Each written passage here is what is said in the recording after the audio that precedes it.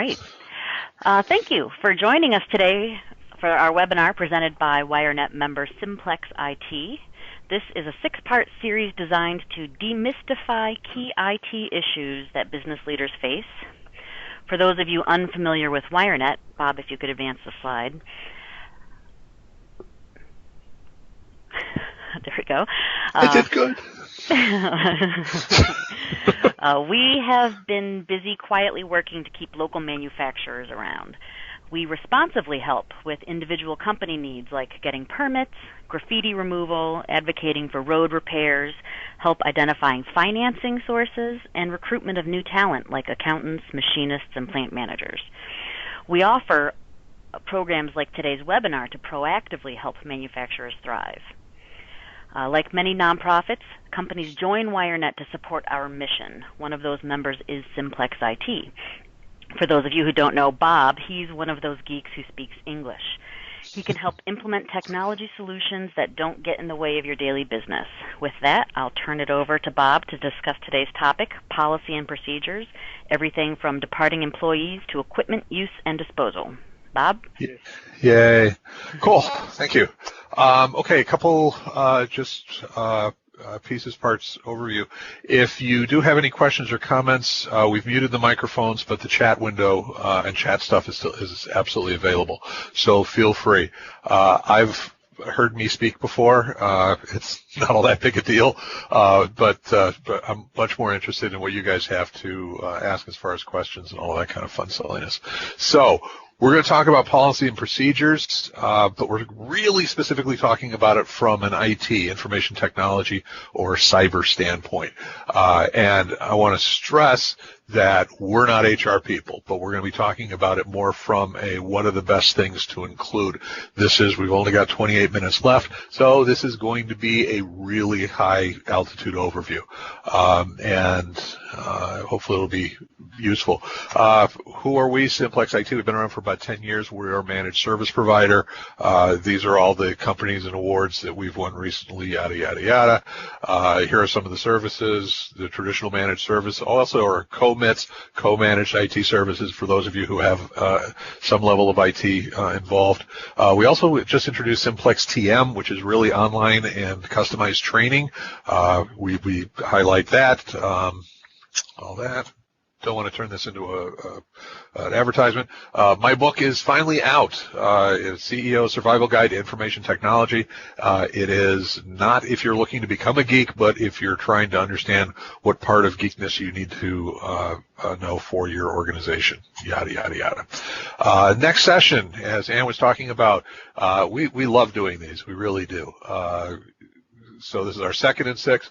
March 14th is really going to be talking about cybersecurity, and really we're going to be talking about the strategy of cybersecurity overall. It is no longer a simple product, but there's all sorts of pieces and parts which are products, processes, training, all that kind of fun stuff. So that's our next.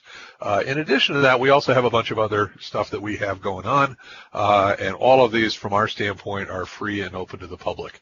So all these events are going. We just had one yesterday that was an introduction to cyber insurance. So now, here's our caveats. And I say there are 2 caveats and then list 4, which gives you an idea how good I am at PowerPoint. We're not HR people. We never have been HR people. And HR people do not want to be associated with people like me. So take all this with a grain of salt there. The second would be that as far as formal requirements, HIPAA, all that, that's a level beyond what we're talking about. Third is we're talking about specifically really small to medium business organizations that have average requirement for policy and procedures.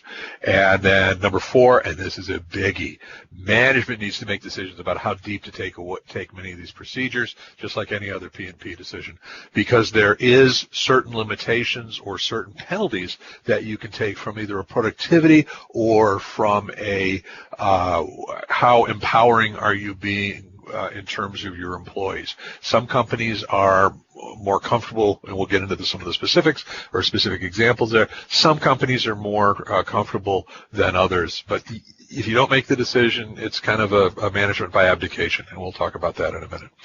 One of the first things I've always talked about when I talk with companies is really, what kind of company do you want to be when you grow up? Now, if I was a traditional cybersecurity presentation, I would be all doom and gloom, and all of these horrible things are waiting for you. All the bad guys are out there, and to be sure, these are true. The risk environment has never been so prolific, has never been so well documented and well seen, and the stakes are high, no question about it. That said, for every piece of technology, for every piece of procedure, for every piece of training you add, there is a cost for adding that next level. So do you want to be 90% secure, 99% secure, 99.9% secure, so on and so forth? So there's a self-assessment. And really, the danger zone, those are companies as far as, and this has to do with policy and procedures, as we'll see as we get through it. But the danger zone is, do you have official policies? Are employees allowed to do whatever they want to with their own equipment? Do employees know when they should or should not click on things? And if employees have trouble getting to a website, do they know why they should or should not be going to those things? This is very, very common about 10 years ago, maybe even 5 years ago for companies. In a lot of cases, it was because organizations would say we're too small.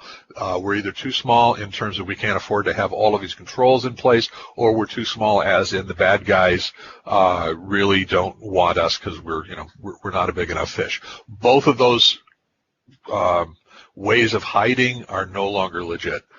Reasons for hiding are no longer legit. The bad guys have found ways to make the small businesses pay and make money for them, and the tools available to protect small businesses are a low enough price and have minimal interruption in terms of day-to-day productivity.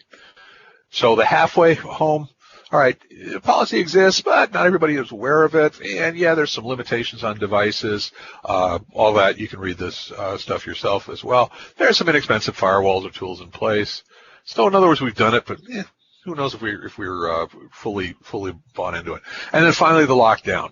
Employees are well aware of security policy. Notice we're talking a lot about education. We're talking a lot about what your employees should know about what they can or can't do. The firewall's doing this job, the tools are doing this job, so on and so forth. So you might want to take a second and just say, where are we in those three? And it's not a hard and fast rule, or we are A, we're B. In a lot of cases, companies are, yeah, we're really locked down in terms of the technical pieces. We're really wide open as far as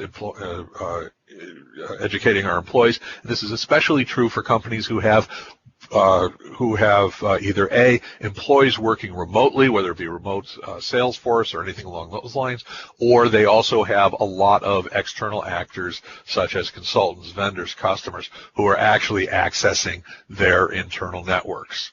So the more open you get, the more important it is to have some of these things in place. Okay. So now let's get to the main topic, which is really what are policy and procedures.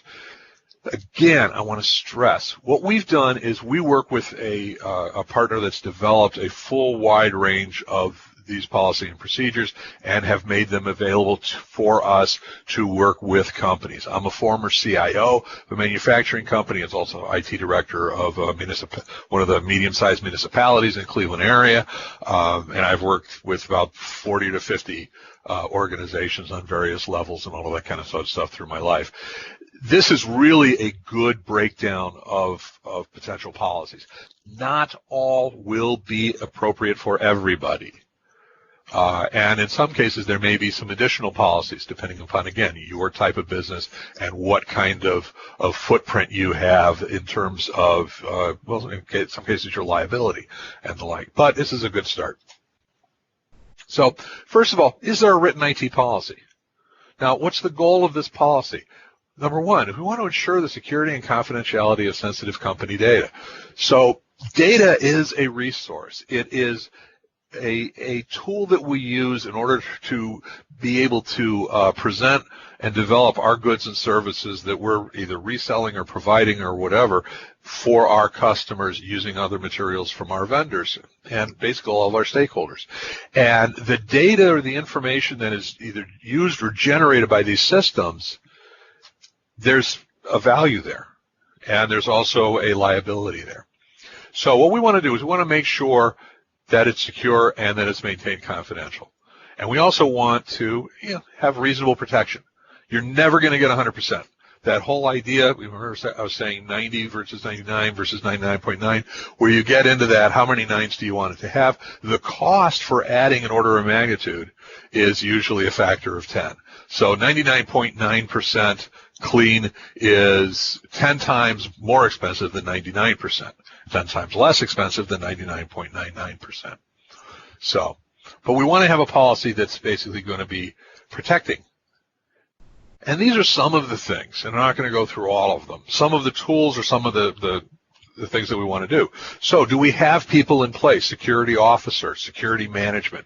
And this doesn't necessarily have to be, we're going, oh, great, we're going to create this big committee, we're going to create this, whole bureaucracy for a small company that's got like 50 employees. Not necessarily, but by the same token, if someone isn't in charge, it doesn't get done. So someone needs to be given the responsibility at your organization that's going to be dealing with this sort of stuff. So who has access to the information? Who are our third-party service providers? You remember Target? When Target got hit with their data breach, they weren't hacked. Their air conditioning, the company that provided and maintained the air conditioning for their corporate data headquarters, they were hacked. They had a link to Target's network. And since they were hacked, the bad guys were able to get into Target's network. Now, what Target did do wrong was that they didn't configure so that air conditioning network for those devices was was technically separate from their data center. That's bad on Target, but they weren't hacked. Which proves what? Which proves the bad guys are finding newer and newer ways to get to the places. So by knowing the third-party service providers, you have a better idea who's able to get in and the like. So facility access controls, who's able to get into your facility? What kind of training are we giving? How are we distributing the policies that we're making? Contingency. So, second policy, and yes, I told you we're going to go through these. Employee termination. Now, when we talk about termination of an employee, it's one thing to sit back and say, give us your keys. Okay, great. Got the keys. Why? How do we know that? Because we gave them the keys when they started. Now we get the keys back. Terrific. We should have that checklist. However, do we also know what kind of devices they had access to? Do we also know what their accounts were? And not only accounts in terms of logging onto the network, but do you use a third-party service like Salesforce? Is there a corporate UPS account? Is there a corporate Amazon account or the whatever? Or these, remember, the third-party services are the third-party services that we created and had to give these employees accounts. We need to keep track of those as well, and preferably in one spot. Now, there's another strategy called SSI, or single sign-on, where what you do is you can configure it so that the employee only logs on to one site, usually web-based, and they then have access to all of those services, and they never know what their passwords are. That technology is in pretty good shape, and it works pretty well, and it's finally, over the past 2 or 3 years, has come down in price, so it works pretty well for small, medium businesses. And what that means is that when a new employee starts, somebody has to create, and let's say it's 10 or so accounts for this employee, but that employee never sees those 10 passwords. They only see one password. So when the employee leaves, whether it's by his or her choice, all you have to do is change that one password, and yay, life is good. But in any case, so do we have a checklist for what they have access to and the like? Do we have a procedure to assure the return of the materials? This is especially true for equipment and changing of credentials. And this is a big one. And this is one where even with our customers, and we work with about 80 to 90 companies, we still have trouble getting a consistent definition. What happens to their email? And what I mean is not just the historical stuff, but if John Smith, J. Smith at Simplex IT, well, actually in our case it would be John at simplexit.com, leaves, what do we want to have happen to the email that's sent to John? And keep in mind, before you say, well, we don't care, If it's somebody who had, let's say, a business card was given to 3 years ago at a networking event, and today's the day that person finds that business card and go, I need to give that person a call. If you simply say that email goes away and disappears, you lose that business opportunity. Especially true the higher up or more externally facing the employees are. So absolutely in sales, in the case of your sales force, absolutely true, but also including in any of your officers, especially if that officer is quoted or their contact information is put out in anybody's press release or anything along those lines. So you want to make sure, and it doesn't cost anything to make arrangements for email to be sent, for email to be handled appropriately. You just need to have some kind of policy or procedure on how to do that moving forward. And in my opinion, it's best to just, here's our corporate standard, here's what we do for emails moving forward, and then deal with exceptions. Yeah, for this one we don't care because this was just a person working on the shop floor, was just used for internal communication. So we don't need to maintain that person's email address or the like. Okay. Security incident response. So if something happens, and this is becoming more and more critical depending upon the type of customers you have or suppliers, especially dealing with the automotive and or government, especially military. DOD, as well as what state you're working in, is if there is a breach, and a breach basically means that there was unauthorized access of, whether it be PII is your name, people's names, birth dates, any personal information that helps identify that person, customers, anything along those lines, or just sensitive company data. So somebody actually did have access to it. Somebody did get in. That's a breach. Unsecured means somebody could have. The door wasn't locked last night. Did anybody get in? We don't think so, but the door was unlocked. That would be an example of unsecured. Breach, look, somebody's been sleeping in my bed. Goldilocks. So do you have a process in terms of notification? And that really goes in a couple of ways. One is, do you have a process of notification internally? Meaning, if someone has discovered that was there, that this either happened or could have happened, how do they report it up that chain of command? You remember earlier I said, is somebody responsible for the security? Is it well defined that person should be identified or informed of whatever the event was? So, and then what do you do as far as media? What do you do as far as the people whose data was potentially compromised? And my suspicion is you're going to see some of you may already have requirements, again, based on your customer base and or the state that you're working in. But that's going to be getting more and more defined or more and more rigorous in terms of what you have to do.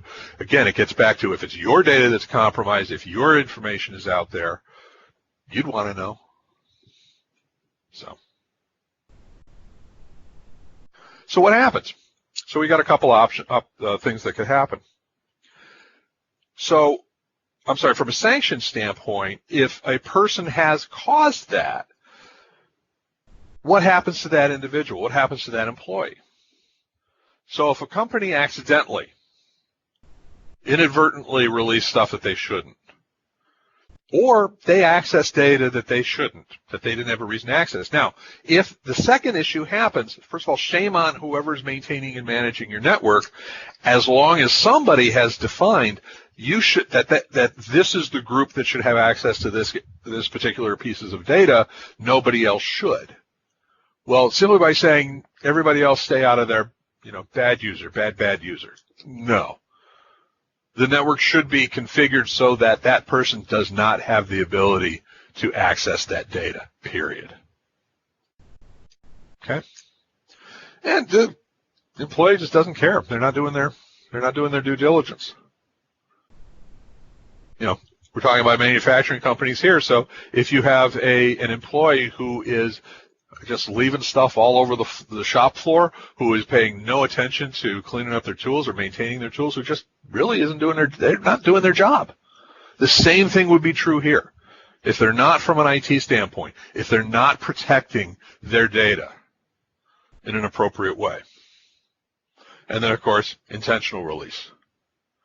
So is there a policy, especially if you, and again, I hate to say this, stereotype is the salesperson.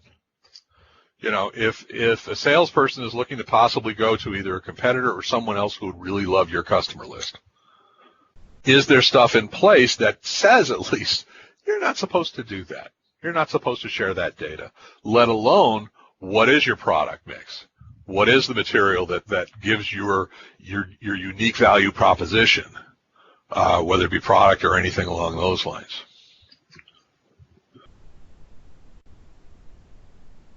Physical.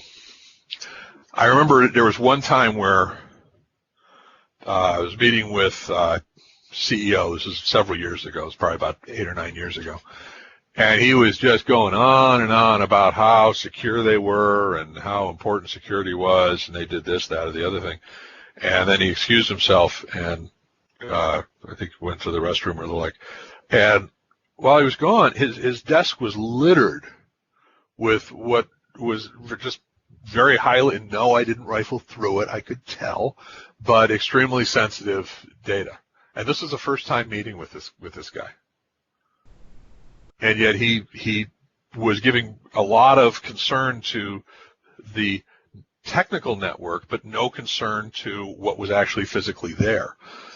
So where do we put monitors and keyboards? If you have people working on data that is considered to be private, do we then have that keyboard and monitor so anybody could see it? Are we using privacy screens? Are we using locking cables?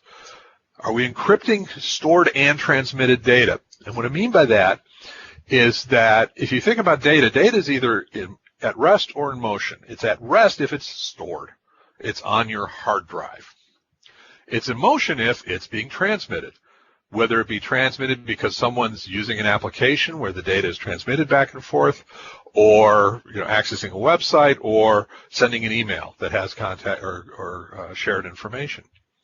And either way, encryption, for all purposes, uses some level of coding, encryption, whatever, a cipher key, to make it so that inappropriate people cannot retrieve or manipulate safely that information. So if, for example, you are sending encrypted emails, a person who is just intercepting the traffic along the way cannot intercept that data traffic and say, I understand what's in that email. They would just see gibberish because it's encrypted. Similarly, if someone steals, borrows, whatever, someone's laptop, they're not able. And if you think because you have to log into the laptop, that's no guarantee, because all you have to do is pop the drive out and put it into another computer and it's readable. So encryption at rest would essentially mean laptop or server data is encrypted. Right now, the most popular use of encryption, unfortunately, is by the ransomware guys, where they encrypt the data and then hold it for ransom, not decrypting the data unless someone's paid a fee. So we want to basically say, from the physical network security, these devices are maintained, they're watched, we're keeping an eye on things. Access control. This is a biggie. We want people to be able to access, whether it be they're accessing equipment, they're accessing applications, they're accessing data, they're accessing a physical room, whatever. Employees, we want to be able to ensure that the appropriate parties, normally employees, but that the employees are able to access the appropriate equipment and the appropriate resources. So they're given an ID. Well, if they share that ID with the rest of the world, that's not very helpful. And then also, same thing, is it compromised? Also, use appropriately complex passwords. Boy, do we have a fight on our hands with this one. I can't tell you how many companies we've talked to where when we start talking with them about their IT and helping their IT support, where we find out that not only do passwords never change, but they also can be not totally non-complex because it's hard. And employees should keep their passwords secure. Those of you who may remember the scare that Hawaii had recently, where someone inadvertently tweeted essentially that there was a missile attack underway, it's easy for me to laugh because it's the only time I will ever laugh at the hardship that someone sitting here in Northeast Ohio, I'm going to laugh at the hardship of somebody in Hawaii. This is the only time and chance I get to do it, so I will do it. But I don't know if any of you saw it, but there was a picture that was shared of one of the staff members who was involved with that whole process. I don't think it was the individual himself. But what was funny was that behind him, on a Post-it note on the computer, was the password. So not only was it on a Post-it note, they didn't even put it under the keyboard. So it's in plain sight, and a picture that included that was used for PR purposes. So a lot of issues on that one. Passwords should be changed frequently. You disable the account after a number of failed attempts. I mean, yes, it makes it harder. Boo-hoo. You know, one of the other things that happens is that a lot of people use the same password no matter what they're logging onto. And one of the things that we've introduced, one of our services recently, is what's called dark web monitoring. When the bad guys compromise a site, and that compromise can be, whether it be Target or it be the adultery site, Ashley Madison, Equifax, any of these guys, the bad guys, the ones who got the data, they're not necessarily the ones who are going to use the data. No, it's like a burglar with a bunch of stuff they stole. They want to fence it. Where do they go? They go to the dark web. And we've done webinars on this before. You can see up on our YouTube channel more information on this. So we find out through monitoring the dark web that these people's credentials are for sale. And often a person will use the same password on several sites. So we had one company that when we went in and we said, hey, this is our report. Again, we were talking about bringing them on as a customer. Here's our report. Oh, look, here's your account, and here are the first 4 letters of the password. And the guy said, well, I don't know what site was compromised. And we said, we can't tell from the data that we're given. And he says, well, that's not going to help because I use that same password for every one of my sites. And I said, does that include banking? And he said, yeah, we've got about half a dozen banking accounts. So all these bad guys have to do is they will take that account and that password and go try various banking sites until they find one that works.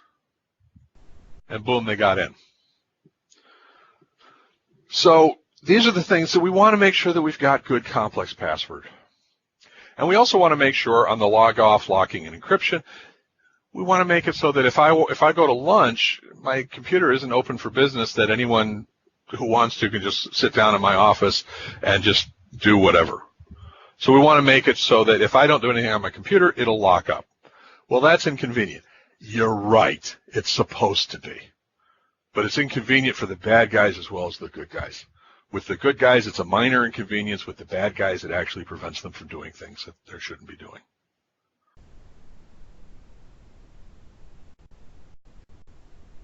This is where it gets fun. Computer use. What is a person allowed to do on a computer that is provided by the employer? Okay? So, absolutely, they're supposed to do their job, no problem. And we need to make it very, very clear to the employees that, hey, whatever you do on the computer, you have these restrictions, number one. But most importantly, at any point in time, we have access to any of your data. If it's on your computer, we have access to it. You have no privacy, no expectation of privacy, nothing. That needs to be at the absolute minimum clear. So again, story, we had a client who we don't believe in backing up workstations. We back up the server and we redirect all of the information that's normally stored on a workstation to the server. Much cheaper, much more effective, easier to manage, all that kind of fun stuff. But what we found was that a lot of users were basically backing up their iTunes libraries. their pictures and their phones and all that. They were backing that up to their desktops, which was then being backed up to the servers, which was increasing, and they had plenty of space, but was increasing their total amount of storage on the server, yada, yada, yada. All we had to do was send out an email that basically said, hey, it's come to our attention, all these phones are being backed up, all of that. We want to make sure that you're all aware that the company has full rights and full access to anything that's on the computer. We have more support tickets later on, people asking us to make sure that data gets off the workstation because they didn't want that data. They didn't, there was nobody actually looking to go after it or the like, but we made it very clear that the data belonged to the company. But here's the other thing. What about non-business use? What if you have a person, an employee, who is, and it could even be during their lunch hour, going on Facebook, going on LinkedIn, going on wherever, and posting inflammatory or even totally inappropriate, doing inappropriate things? Is that a problem? So the question is how do you communicate to them? So that's one of the key things. And I've told, we're at 11:30, so I'm going to wrap this up really quickly. BYOD, same thing, but in reverse. In the case of BYOD, what is a person allowed to access in terms of company records that are using their own personal device? And keep in mind, getting back to the employee termination. The employee termination, how do you make sure that they've removed data from their personal device? The worst time to try to figure out what that policy should be is when you have an employee that you're worried about. On both cases. So you have these conversations ahead of time and you make sure you're doing what you need to do. Okay, equipment disposal is when you're getting rid of equipment, how do you destroy it? This is especially true for hard drives and the like. And then security plan, your facility security plan. Stuff should be locked away as far as servers and all that kind of thing, minimal access to it. You really need to provide security training for your employees. And one of the things that we want to do, or that we do, is we give actual full libraries of IT policy and procedures, which is about 42 pages. This is basically there's an offering that we have for doing that stuff. Basically, Bob at simplex-IT for more information. And again, here's our stuff that's coming up. And I apologize for having to run through the last few steps, but that's pretty much it. So are there any questions? I have not seen any questions come in on the chat. Nope, me neither. So, okay. Well, Ann, I'll turn it over to you, but thank you all very much for hopefully paying attention. All right. Well, thank you so much, Bob. We hope you enjoyed today's webinar, and we hope to see you again next month on March 14th for information about cybersecurity, helping small businesses avoid threats and find cost-effective tools. Thanks, and have a great day. Thanks, everybody. Bye.